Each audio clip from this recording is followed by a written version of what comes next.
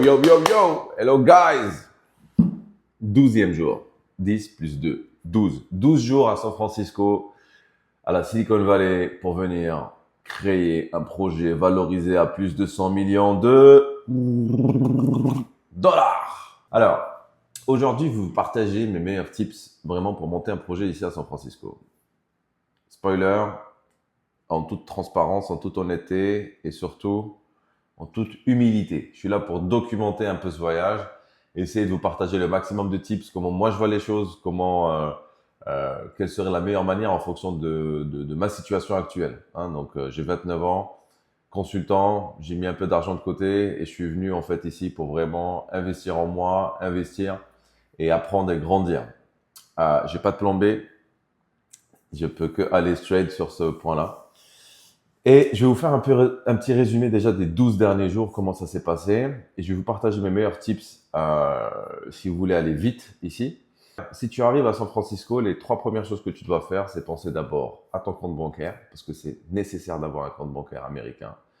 C'est nécessaire d'avoir une carte SIM américaine, je t'apprends rien, mais c'est vraiment super important. Même si ton forfait français ou autre fonctionne ici à SF, il va falloir que tu aies un forfait mobile. Et dernièrement, vraiment pouvoir te stabiliser et te créer un écosystème qui t'aide à évoluer, qui t'aide à atteindre ton objectif. Donc d'abord, les différentes steps, ça c'était sur le côté perso, mais aussi sur le côté pro. Pour le côté perso, j'ai trouvé le compte bancaire, j'ai pris ma carte SIM, et puis là j'étais en train de chercher donc une maison, un appart pour pouvoir m'installer. J'en avais trouvé un à North Beach. Donc North Beach, c'est vraiment le coin au droit de San Francisco.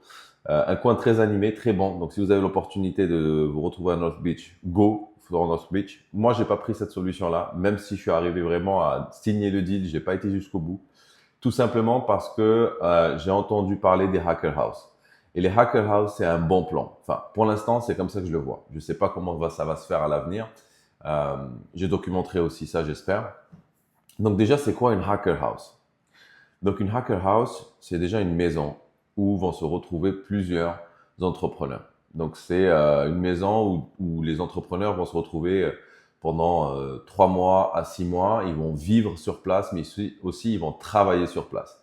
Donc en gros, c'est full boulot. Et donc voilà, ça veut dire que tu vas rencontrer des gens qui sont hyper ambitieux et qui sont aussi focus sur leur projet.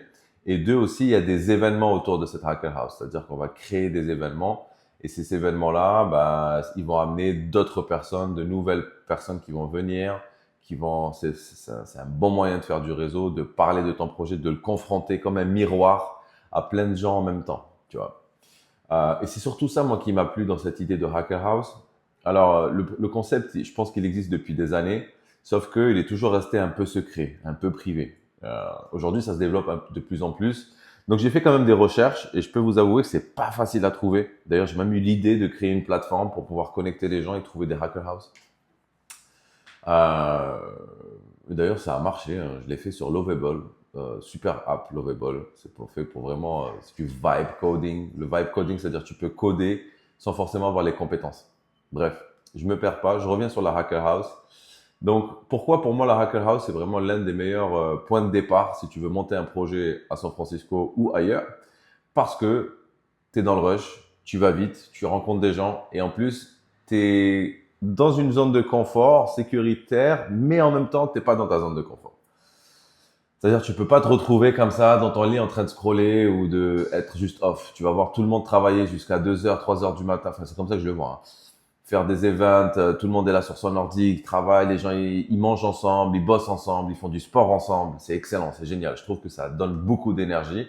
Et quand tu arrives avec des idées hyper ambitieuses, tu as besoin d'être entouré, tu as besoin d'avoir des gens autour de toi. Ça, c'est ma vision pour l'instant, même si j'ai toujours fait les choses solo. Mais bon, c'était plus par dépit.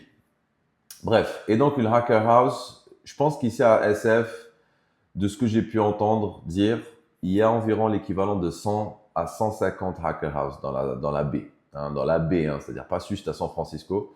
Moi, personnellement, j'en ai référencé 25. Donc, j'ai une liste de 25 Hacker House avec leur site internet pour ceux qui ont des sites internet et surtout les liens pour candidater dans ces Hacker House. Donc honnêtement, vraiment super point de départ. Ça m'a pris quand même un jour et demi de boulot pour essayer de trouver des infos, tout ça, et j'ai une veille dessus. C'est-à-dire que maintenant, j'ai travaillé mon algorithme sur les réseaux pour pouvoir aller chercher ces Hacker House. Donc si vous voulez que je vous donne des tips ou vous voulez peut-être cette liste, n'hésitez pas à me le dire en commentaire, je pourrais vous la partager avec grand plaisir. Voilà, donc Hacker House, hyper bon plan, hyper astuce pour commencer un projet de rien à San Francisco. Et donc là, voilà, moi je suis actuellement sur cette quête-là. J'ai pas encore signé ni eu de promesse directe pour une Hacker House, mais ça ne serait, j'espère, tardé. Je travaille vraiment beaucoup sur ça. Et puis, donc, une fois que tu as trouvé ton espace où dormir, bien sûr, c'est l'espace où tu vas te développer, te reposer. Tu vois, pour moi, dormir, ça suffit pas. Il faut faire du sport. Il faut que tu puisses être quelqu'un qui qui investit dans son corps. Pour moi, c'est la salle de sport. Tu vois, chacun a ses hobbies, chacun a ses choses qui vont pouvoir le recharger. Moi, pour moi, c'est la salle de sport. Et comme je fais des concessions vraiment sur pas mal de choses, par exemple mon confort, etc., j'ai choisi de prendre la salle de sport la plus hype de la ville, c'est-à-dire la plus, non seulement chère, mais la plus euh, haut de gamme, on va dire, de la ville. Et pour le coup, ce week-end-là, où j'ai pas fait de vidéo, j'ai surtout testé des salles de sport. Donc, j'en ai testé une qui est ici à la baie, qui s'appelle le Bay Club, pour ceux qui connaissent. Donc, c'est une super salle de sport. Pourquoi? Parce que c'est genre tout un bâtiment.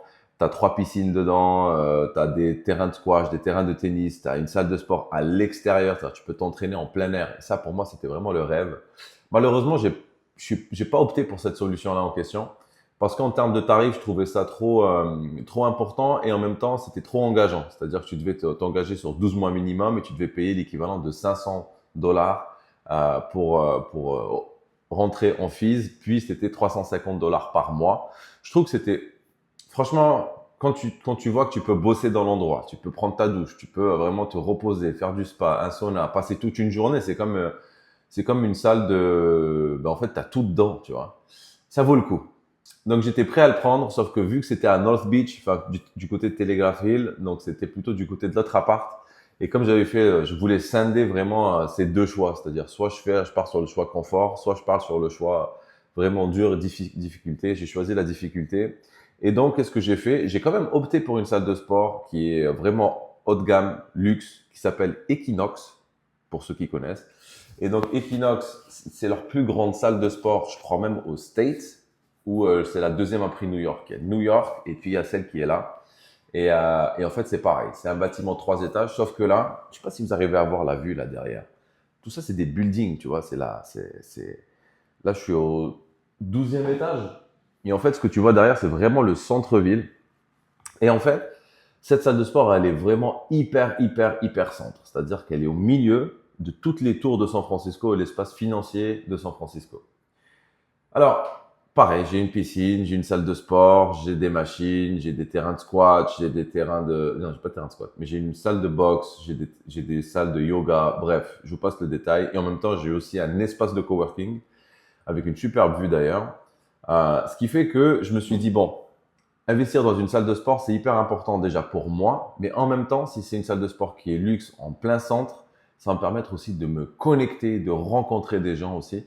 Et c'est un bon moyen de pouvoir créer du réseau hors travail. C'est-à-dire tu vas là-bas pour faire ton sport et tu additionnes une personne ou deux personnes que tu rencontres, avec qui tu échanges, et les gens, ils adorent faire ça. Ils adorent créer du réseau hors réseau. Donc, mon idée, c'est ça, c'est de prendre soin de moi, en même temps avoir un espace où récupérer et en même temps, pourquoi pas, rencontrer de super bonnes personnes. Donc, ça s'appelle Equinox. Combien ça coûte? Là, j'ai eu une bonne offre parce que j'ai eu un bon feeling avec la dame et en fait, déjà, j'ai pas eu de frais d'accès, c'est-à-dire que ça m'a coûté zéro. Et après, elle m'a fait une remise sur le prix au mois où ça me coûte $290. Donc voilà. Et en plus, si je pars ou si je bouge, je lui envoie un mail. Elle m'a dit, tu m'envoies un mail, tu m'expliques et je ferai en sorte de te sortir facilement. Donc voilà, c'est cool, ça me coûte $300, c'est derrière. Et puis, troisième et dernière chose, juste pour continuer sur ça, il te faut un espace où travailler, il te faut un bureau. Et donc pour ça, j'ai fait un peu le tour des solutions qu'il y avait ici autour de San Francisco. Donc il y a des solutions par exemple de coworking. Il y a des solutions où tu vas louer ton propre bureau, il y a des solutions où tu vas travailler dans des cafés. Donc, j'ai essayé vraiment toutes les solutions possibles. J'ai essayé plein de cafés. D'ailleurs, il y a un café qui s'appelle Capital One, qui est pas mal, qui est adossé à une banque. C'est-à-dire, si tu es client de la banque, tu as accès au café. Et je trouve que c'est hyper cool, hyper sympa.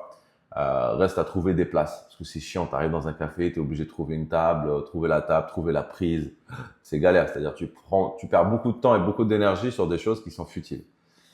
Et donc, j'ai opté pour être dans la tour. Je suis là actuellement dans la tour de 16 étages ici à San Francisco qui s'appelle Frontier Tower. Et ça, c'est quoi le concept? C'est que, en fait, ça appartenait avant à WeWork. Et avant WeWork, je crois que c'était le siège de Burning Man. Burning Man, c'est un festival ici. Enfin, ils aiment pas d'ailleurs qu'on appelle ça un festival. Mais bon. Et WeWork, c'est un espace de coworking. Donc, j'ai été voir le vrai WeWork qui, lui, est au 44 Montgomery. Je suis rentré dedans. Franchement, je trouve ça petit et ça vaut pas le coup. Ça coûte 200 balles et quelques. Et honnêtement, je veux dire, j'ai ma salle de sport qui est juste en face et j'ai plus de luxe dans ma salle de sport que dans le bureau de WeWork là-bas.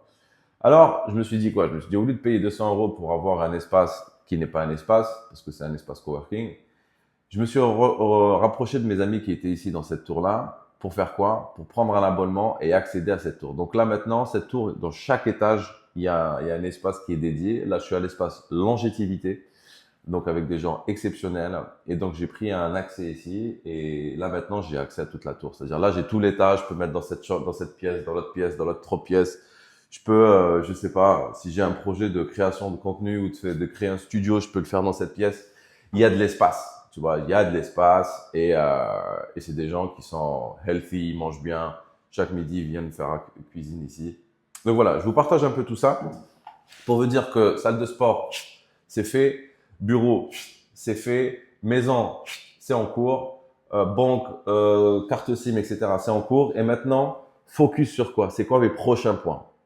Faire du réseau. J'ai commencé déjà hier à le faire. Rencontrer pas mal de personnes hyper bien.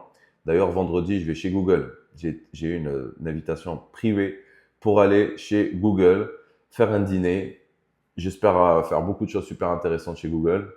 Surtout que là, Google, ils sont bons. Et what else? Et trouver une team. Il me faut trouver une équipe. Il me faut une équipe. Allô, il me faut une équipe. Il me faut une équipe, il me faut une équipe. Donc, les prochains points, c'est event, réseautage, équipe. Et surtout, accéder à des accélérateurs. Je pense qu'accéder à un accélérateur, c'est vraiment la meilleure chose que je puisse faire. Et pour pouvoir le faire, il va falloir que je crée mon propre contenu, que je renforce mon personal brand et que j'apply. C'est mon cauchemar apply, mais qu'est-ce que tu veux? Je crois que c'est le jeu, il va falloir que je me mette à ce jeu-là. Donc, je suis aligné, je continue sur cette voie et je vous dis à demain, demain 13e jour. C'est ouf quand même, hein. Demain 13e jour, waouh! Attends, est-ce que c'est pas demain le 12e jour? Oh, je crois que demain c'est le 12e jour. Ah ouais, demain c'est le 12e jour. Ok. Bon bah écoute, ça fait une journée de plus. Let's go!